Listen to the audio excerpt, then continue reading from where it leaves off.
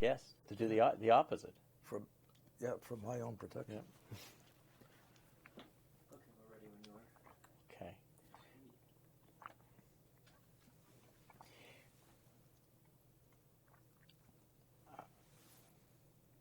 Ready? Okay. I've heard it said also that you pled guilty to protect Dick Howard. Well, one of the conditions I made with the prosecutors when I pled guilty was that they would let him off, that they wouldn't prosecute him.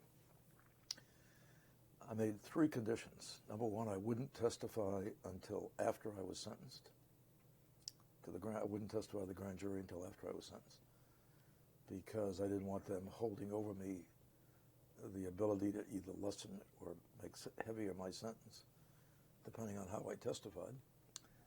Number 2, that they would leave Dick Howard alone.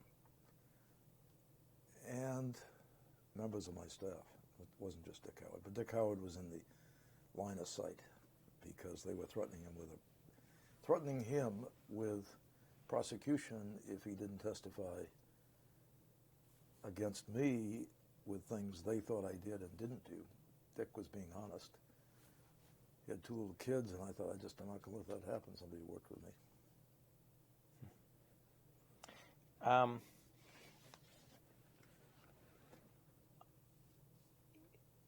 The day after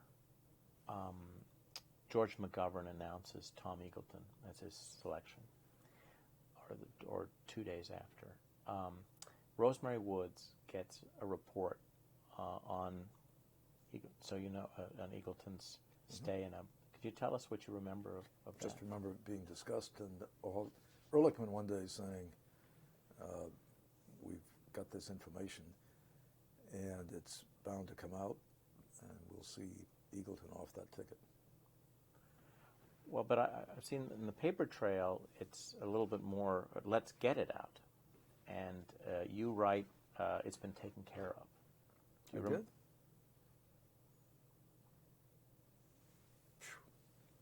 I don't ever remember that. Do you remember having a conversation with Pat Buchanan about it? Because you and Buchanan were both involved in. I know I did not give that to anybody in the press. I say I know. I have absolutely no recollection of that. That's the kind of thing I think I would remember. Maybe Pat did it. No idea. Okay. And Ehrlichman didn't say, let's get it out? The conversation that I remember listening to, I think, was at the 8 o'clock senior staff meeting. And he said, this is going to get out, and that'll be the end of Eagleton. I remember the discussion about it when it first came up, because I think it was announced by John. I don't remember being given anything to do with it. Was it unusual for Rosemary Woods to get that kind of over the she used to get a lot of stuff like that, because people who had known Nixon had her ear. So it would have been some friend of Nixon's got it and would have gotten it to Rosemary Woods. I used to get things from Rosemary Woods a lot like that. Because this report actually mentioned the mental institution where he had gone,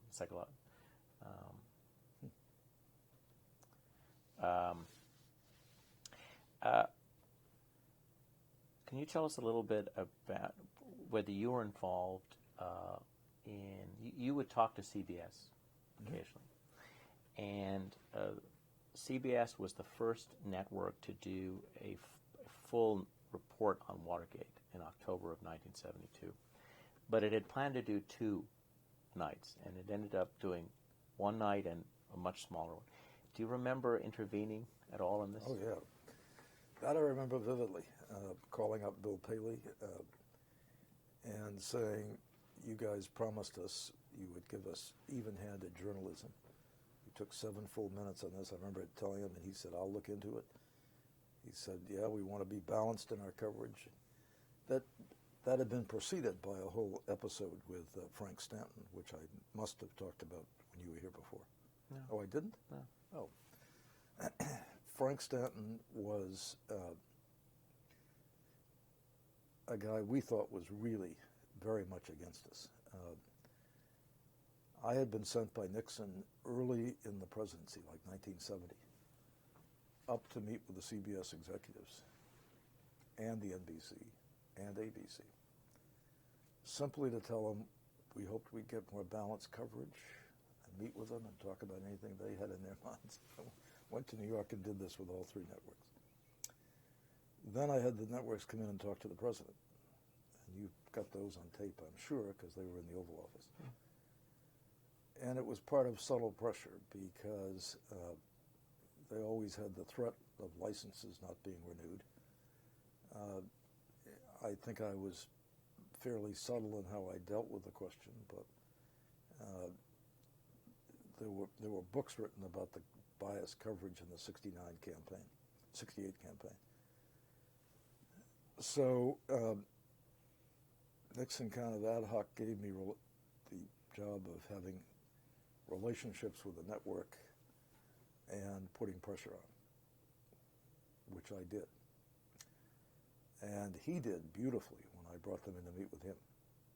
And he made it very clear. He said, Chuck Colson's you get these on your tape. Chuck Colson's my man. Well, in the summer of, I think it was the summer of 71, I believe, maybe earlier,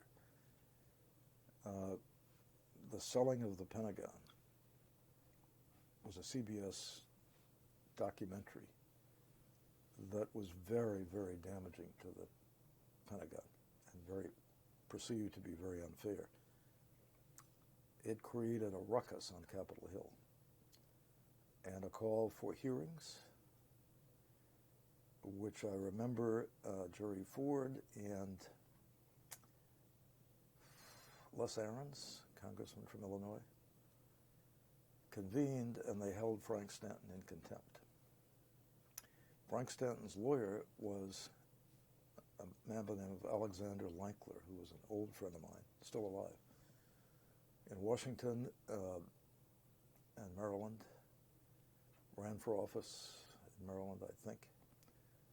But anyway, he called me up and he said, CBS wants to make peace with you guys.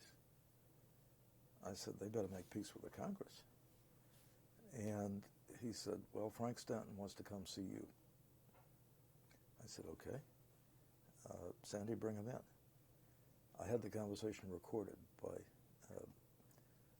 Secret Service or W8, whoever, Right, yeah. the comm agency, came up and put a hearing device. Only time I did that, because I wanted a record of it. And I wanted to be thoroughly protected that I wasn't saying anything that they could think was coercive, because I had nobody in the room with me. I don't think. But I knew Lankler and Stanton were there. So to be absolutely sure that I was secure, I recorded that conversation. And in it, I had a wonderful time with Stanton. I just had such fun with him because he said, I got up and heard on the news that I was being held in contempt of Congress. I could see I was going to jail. He was just whimpering, and it was a pathetic demonstration of a lack of manliness on his part. And he was contrite. And he said, we really have been trying to be fair in our coverage. I said, Frank, we wouldn't ask for any favored treatment at all. Just occasional balance. Not even all the time, just occasional balance. Oh, absolutely. He said, you ever have a problem, you call me up. Anything is ever off base. He said, you have my phone number. He gave me a home phone number. All of this being recorded on tape. I never had anything close to a veiled threat. He said, we don't want to go through this fight with the Congress. I said, I'll see if we can help you. And he was there about a half an hour. Neither Sandy nor he knew that there was a tape, which I kept for years. And nobody else knew there was a tape, except I think I told the president. I did tell the president of the meeting, so that's got to be on your tape somewhere. And I took good use of that with CBS. We called, with the president's okay, I called Les Aarons and very forward and called off the dogs. So we let Stanton off the hook in the Congress. Pentagon wasn't happy. But the quid pro quo was I could call Stanton anytime, and did periodically. I couldn't get Stanton in the 72 campaign when that 7 minutes was on, which was very unbalanced. I mean, anybody looking at that objectively would have to say it was a Democratic attack on the Nixon administration. You could also say it was good investigative reporting, but at that point, it wasn't investigative. At that point, there was no investigation. I mean, it was going on by the U.S. Yes, it was going on in the U.S. Attorney's Office. But there'd been no real investigation of the major players in the White House. There'd been a civil suit that we'd been deposed in. In any event, I was outraged by it, and I called Paley, and Paley said, "We'll deal with it." Next thing I knew, there wasn't a second session. So yeah, I know well. I remember that vividly. Did you have any contact with Dick Salant? With who? Dick Salant. He was one of the producers there. Don't think so. I dealt with Paley, and I dealt with the heads of both NBC and ABC. Did you play any role when President Nixon wanted Daniel Shore to be investigated? No. I heard about that and screamed.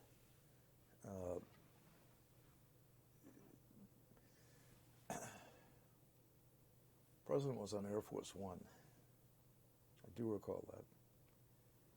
I think Ron Ziegler called me in and said, "Do I know anything about an FBI investigation of..." Oh yeah, I do remember. "Do I know anything about an FBI investigation of Daniel Shore?" And I said, "You got to be joking." He said, "No, it was ordered." I said, "Ron, you're insane." I said, "For the president to do that is just going to destroy us. You don't go investigating reporters during a political campaign." He said, "I'm going to tell you who did it, and it must never leave this room." I said, "Who did it?" He said, "Larry Higby," was Matt Haldeman. And I said, "Kill it. Whatever it requires, kill it. It was an unauthorized call. Don't let that ever happen." Well, then it blew up. It came out. Yeah, no. Did you play any role in trying to get Dan Rather fired in 1973? I don't think so. And No, I don't think I did. I think I would remember that. I think you were in prison at this point, but did you ever hear of?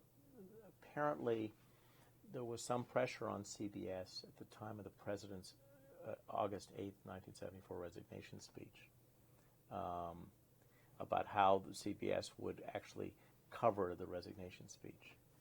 And I wondered if, after you'd heard the story, because I'm not sure who the conduit would have been, since you were in jail at that point. Yeah, it wasn't me. Tell us a little bit about silent majority committees. There were a lot of these set up around the country.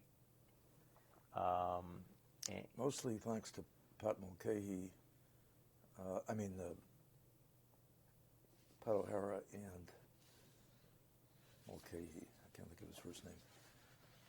Nixon's buddies in New York helped organize those. And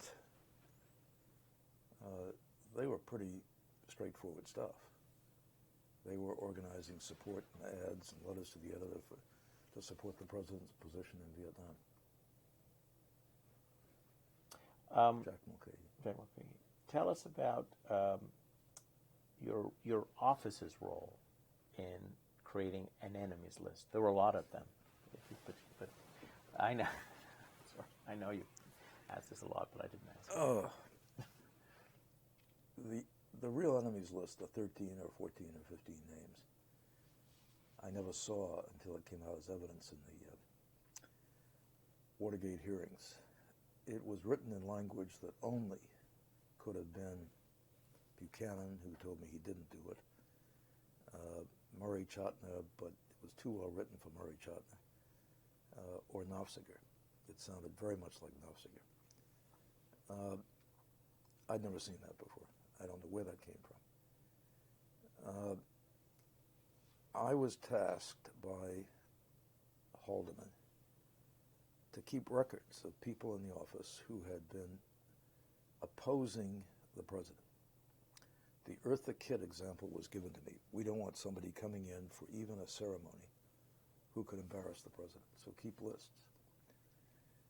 And keep lists of people who are especially favorable, so that when we have events, social events, we can run by your office and you can be sure that these are going to be friends. Or you can give recommendations. Perfectly benign. I never contacted any government agency about anybody in those lists. I called in a very nice man I'd been asked to hire because he was just a really nice person who'd been a friend of a lot of people in the White House. I think he was a friend of Ehrlichman's. His name was Bell. I think it was George Bell. Mm-hmm. May have been George. He's dead now.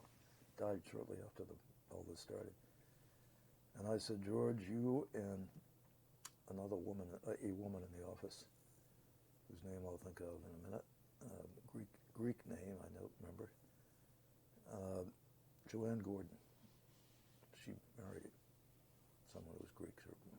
Her married name is different, Joanne Gordon. And I said, you guys are going to keep track of this stuff, so just go through the press reports, go through the daily news summaries, and pick out people who are opposed and people who are favorable, keep a record of those who said good things about the president. And they did, and the books were yay thick and alphabetized.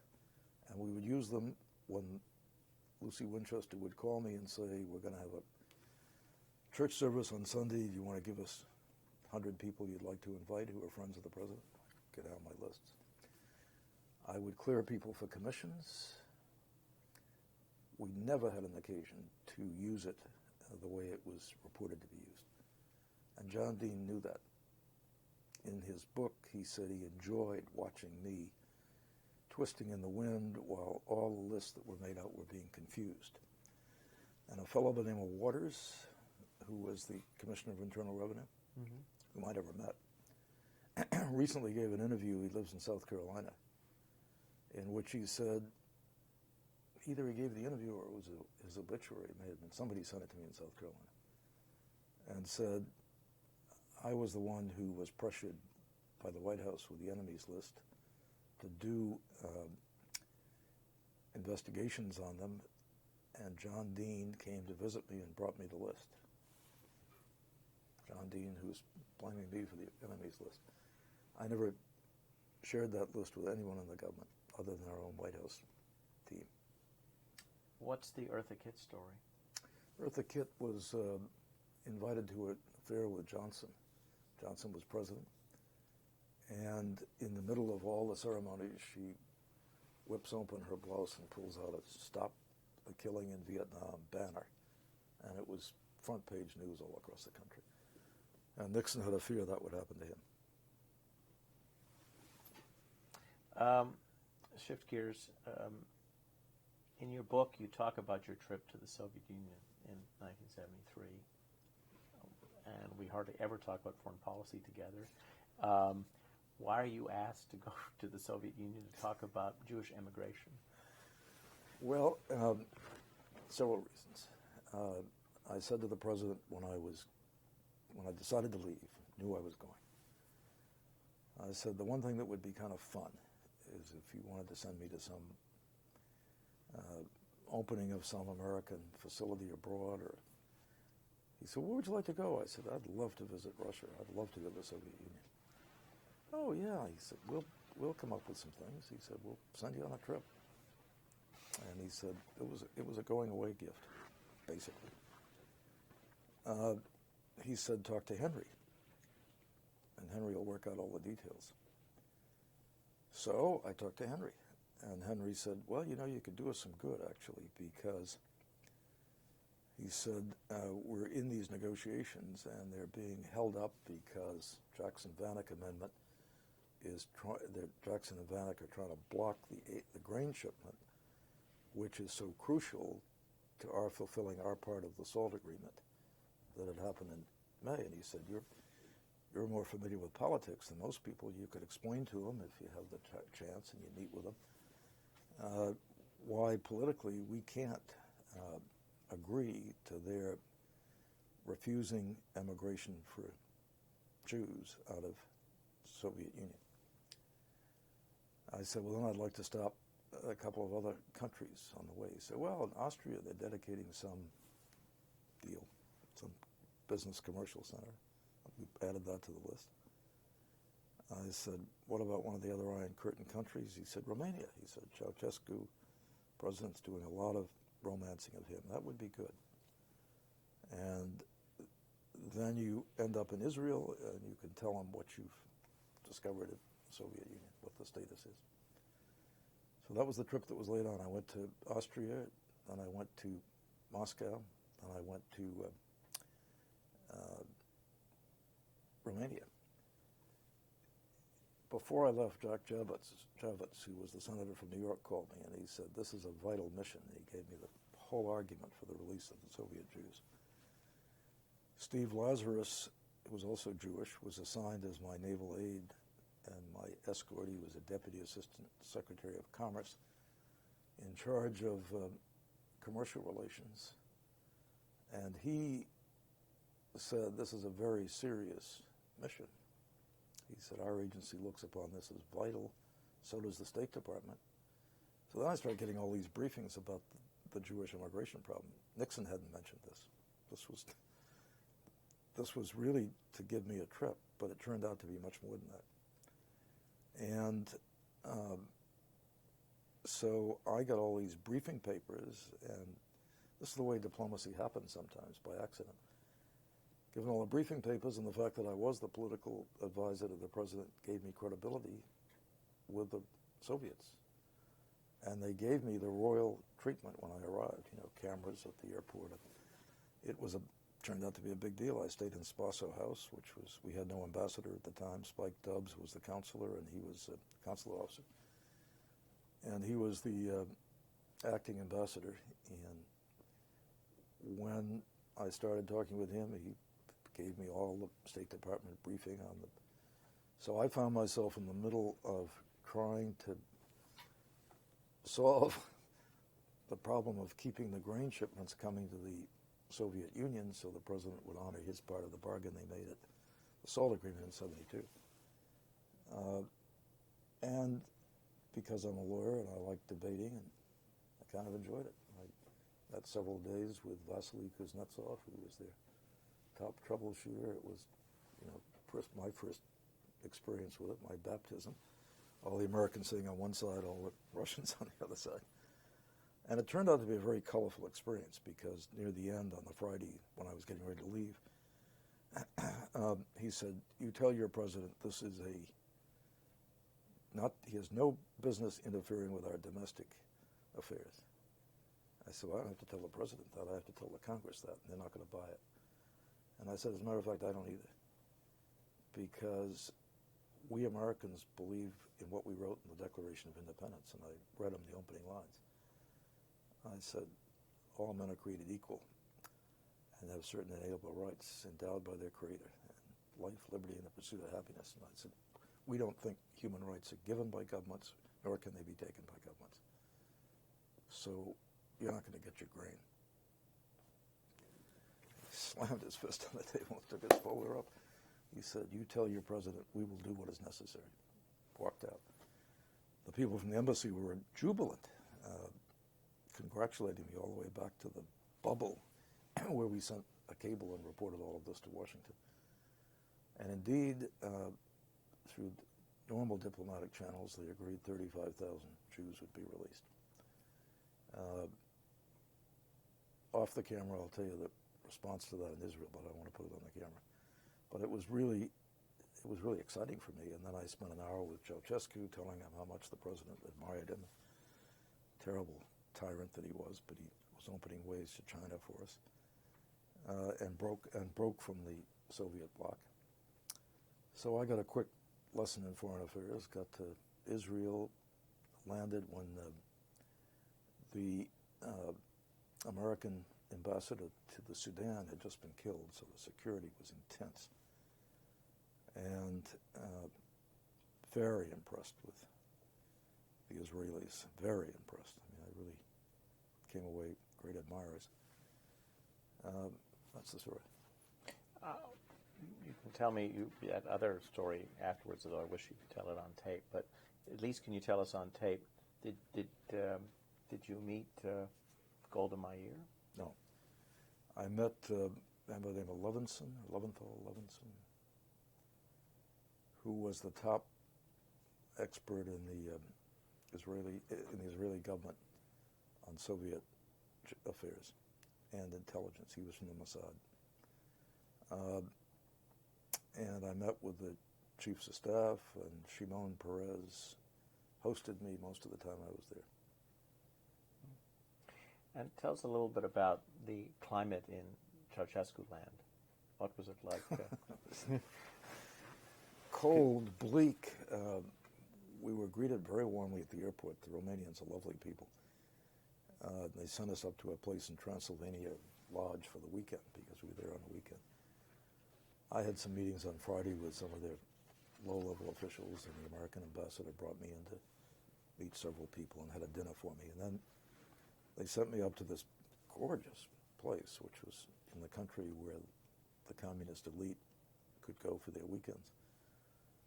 And a snowstorm came, and the driver arrived for us Monday morning, and the roads were slippery, and he's got this Mercedes. And we had a 10 o'clock appointment with Ceausescu, and it was like a 2-hour drive in decent weather. And the poor man, I kept telling him to hurry, and he's saying, "Where's my skid?" And I said, "What do they do to you here in Romania if you fail to get a meeting in time for the president?" Poor man was sweating. I was merciless. We made it, but it was kind of a hair-raising ride. And I had a great talk with Ceausescu. He was a real charmer, ruthless, brutal murderer, and a charmer. Conditions were very poor in Romania. I mean, people lived off bare subsistence, as they did in the Soviet Union. Did you meet Elena, his wife? No. Do you remember, did Ceausescu have a sense of what, was he trying to prod the bear too? Was that what he was trying to do? Oh, yeah. Oh, absolutely. He was playing us against them and them against us. He was a clever politician. On the grain issue, American labor unions had always had a hard time with this grain issue, and because of the first wheat deal actually was in the Kennedy administration, as you remember. What did you have to smooth? Did you play any role in sort of smoothing ruffled feathers on the side of American labor in the grain deal? No, I went over it for one thing and did it. And the people I talked to were Javits, whom I called when I got back. And the rest of it was handled by Steve Lazarus and the State Department people debriefing. Kissinger's office I talked to and explained it all. They sent George Shultz over 3 weeks later to announce the deal. But we actually had it when I was there.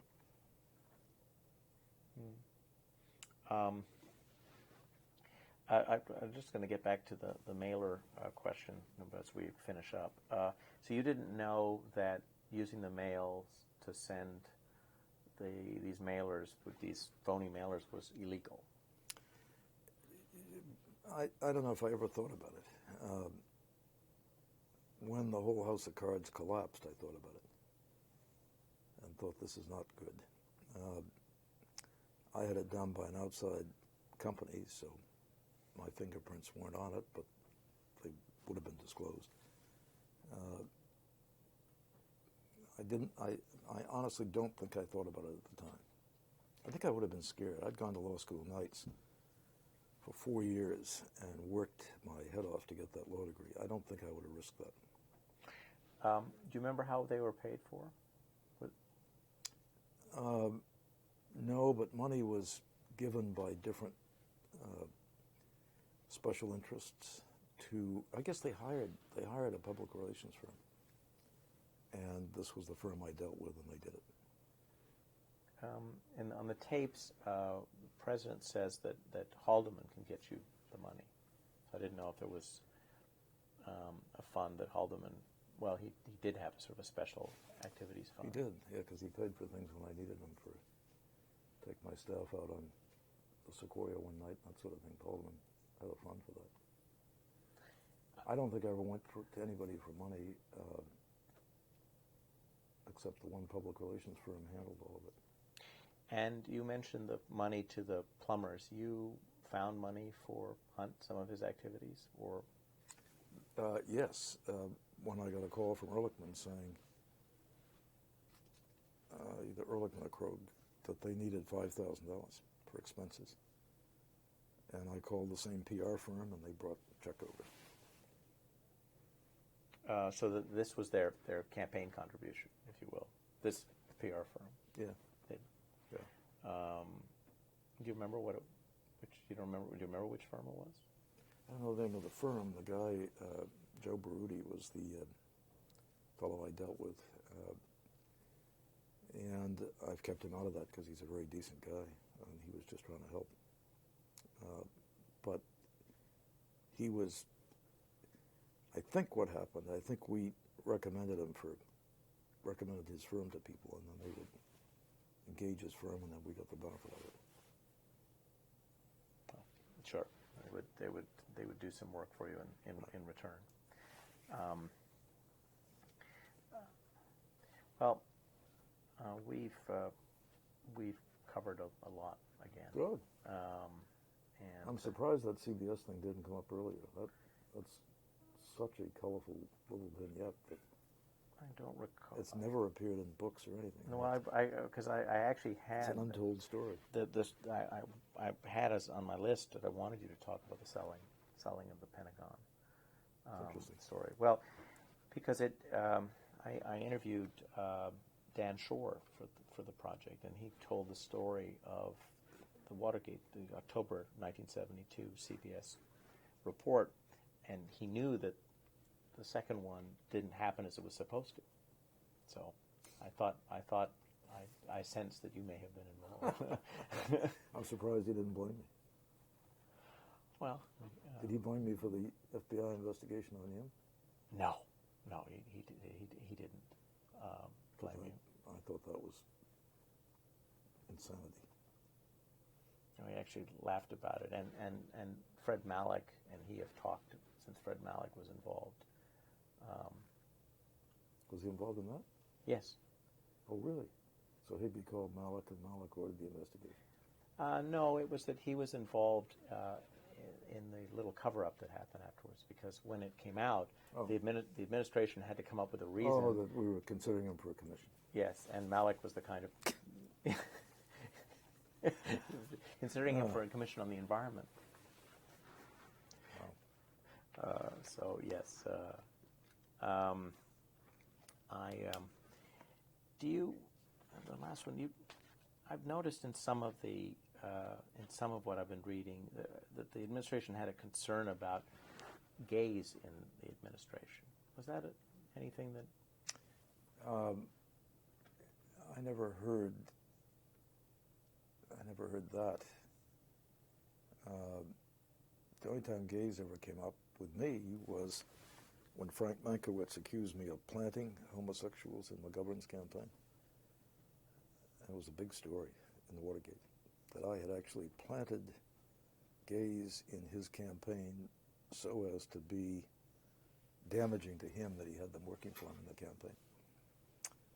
And, I mean, I had absolutely nothing to do with it. It was like one of those, any one of 1,000 things that flew up in those days that, anybody could blame anybody for anything. Dan Rather was the worst. His book, The Palace Guard, was filled with quotes from me that I never gave. And nobody ever asked me for them. Just, they make them up. There was, I mean, it's not necessarily in your records, but there is a record of someone who was working for McGovern who was, I don't know if he was truly on the gay civil rights side, or was a plant, but was providing information to the campaign about McGovern's positions on. Really? Okay, yes, I didn't know that. but it's in the. You know, the voluminous file. compartmentalization, the compartmentalizing in the White House was a frustration to me constantly, because you wouldn't know who was doing what. It turned out to be a blessing later because of Watergate, because I was kept out of. If you look at the record of the meetings of the Watergate cover-up, you will see that I was in attendance at none of them. And my absence was conspicuous because I'd walk into a room and everybody's talking, they'd stop talking, which never happened. For reasons I later surmised, they did not want me in any of those meetings. I've got some pretty good reasons why they wouldn't, but I was kept completely out of it. But it was not surprising that there'd be a guy like Ulasewicz in the White House, and I would not even know that. It wasn't surprising that the Houston plan I never heard of until it broke out in the Watergate hearings, because Nixon would deal with his own people in specific areas where he chose to put them, and it wasn't widely talked about. Well, in retrospect, what was your specific area? My specific? Yes, for Nixon. Where do you think, in his mapping of his administration, where did he put you? Oh, well, I got a pretty good idea because he wrote a memo about it to Haldeman, and the woman who typed it was an old friend of mine from the Congress days, Senate days, gave it to me. When I was hired, it was to deal with all the special interest groups and mobilize public support for the president. But by the January of '71, it was to take over the whole communications apparatus. Herb Klein would just be a spokesman and have no responsibility. I would have the responsibility. Magruder would be moved out. And the president said I was to have free access to him on any assignments he gave me. So he looked at me as kind of a handyman. I was the utility infielder. It was a real threat to the Ehrlichman-Haldeman system. Oh, yeah, very much so. And I've been trying to figure out how I would map this administration, but it looks to me as if you were a free atom. I was, and Nixon liked it that way because he would tell me things. He would say, Haldeman and Ehrlichman won't do this. They just won't listen to this. Now, you let me tell you what I want, Chuck. And I was the guy that he could always go to when he didn't get what he wanted from them, or when he wanted to create some rivalry within the staff. He enjoyed that. He enjoyed getting people in conflicting debates, and then he'd listen to it, and he'd make his pick when he listened to the arguments. He would often do that. I mean, I think you'll get that out of the tapes. You'll see that being done. And he asked the devil's advocate questions, and he would get conflicting memos, and he played Buchanan and my side against Haldeman and Ehrlichman, who were the more liberal disposition, although he wouldn't, terms didn't mean anything really, but they weren't as strong on the social issues as Buchanan and I were. So we would fight, we'd fight those issues out, the busing issue in particular. I looked at it more from a political standpoint. Ehrlichman often tried to be a statesman, to his credit, but in the political battles he would lose. And so I was a threat. Is it true that Haldeman liked to know when you were walking over to the old executive office building? Mm-hmm. Mm-hmm. He would tell his people, tell them when he saw me going, okay, check him in, check him out. The problem was that Nixon was, well, he always knew what Nixon was, and he could track me that way easily. Did President Nixon's request, there was a system of how orders would go out. They Right. usually went through Haldeman, and then Huntsman Staff Secretary Yes. Strawn or Huntsman, yeah. How did the Nixon-Colson relationship fit into that system? Once in a while I would get those calls, but much more frequently, I'd get a phone call from the president. He'd say, "This is what I want you to do." So he bypassed that system. Or he'd send me, when he sent me notes on the news summary, they came through the staff secretary because he logged them. It was a good system because you could keep track of what people were doing that the president had assigned. But I'd say 50% of the time my stuff came directly from him. Was there anybody else on the staff who had that kind of role as a free atom? Well, Ziegler could bypass the system when he needed to. Kissinger always did.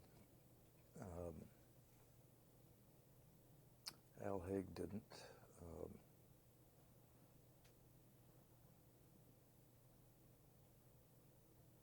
No, that's probably all. It would depend on who Nixon called. You know, if he got used to working with somebody, he would call him. And that would immediately bypass the system. How much of this closeness do you think came from the fact that you knew so much about Massachusetts and the Kennedys, and he could tap you for that? No, he liked the fact that I was a conservative who liked politics and was tough about it. And I mean, he actually knew I'd been friends with the Kennedys. I knew John Kennedy pretty well personally. I don't think that was a factor. He kind of liked the fact that I was Eastern Ivy League, and I could work for him. When I think about the conservatives, though, you have Marty Anderson, you have Pat Buchanan, you have Tom Houston for a while. They're all engaged in these policy disputes about what Moynihan is up to. I don't see you as much involved in those policies. Did you, aside from busing, which we've talked about, did you play a role in opposing, legislation on the environment or the Native American issue and some of the others? Just when Nixon would assign me, and he would often assign me, like on the postal thing, that was my baby. And so he would, wherever he engaged me there, I would get involved. Or, if we were in the senior staff meeting, I didn't hesitate speaking up on some of these issues where I had strong feelings. And Nixon would often ask my political advice on the particular issue in question. Do you remember talking to him about the environment at any point? No, Russell Train was there, and Russell Train was a pretty good guy, I thought, and I think he had a pretty clear shot with the president. You ever talked to the president about Indian affairs? Nope. You know more what I talk to the president about than I do, because I'm a little closer to it than you are these days. Finally, just tell us who would be at the senior staff meeting. You said it's at 8 o'clock in the morning. Where would it be? Who's on? Roosevelt Room. It was Kissinger, Haldeman, Ehrlichman, Peter Flanagan, Clark McGregor, me, Ziegler, Schultz, Timmons. And that was it. Now, when some of those people left, like Clark McGregor, there may have been some variation from time to time, but those were the regulars. And was there a set agenda? Haldeman chaired it, but it was very loose. It was talk about whatever issues are coming up today, how we're going to deal with them. It was very relaxed, actually. I always got a little impatient sometimes at the relaxed pace. I like to get a meeting, get it decided, and get on. But it was mostly about what issues we deal with during the day and how we deal with them. Mostly. And those continued until you left the White House? I think they continued after I left. Do you remember Watergate becoming more and more? Oh my gosh, yes. Yeah, that would be almost every day when the campaign started. How to deal with the latest revelations. When did it, right from the burglary, or did? Sure, burglary on. That was always on that early morning agenda. So, and became more and more of the... Okay. Thank you very well, much. We're doing all right. You 3:15. did very well. Not bad. Thanks. I was just going to tell you because I assume you're Jewish. I don't know, Yes. are you? Yes. No, that's all. That's all. Huh? Yeah. No.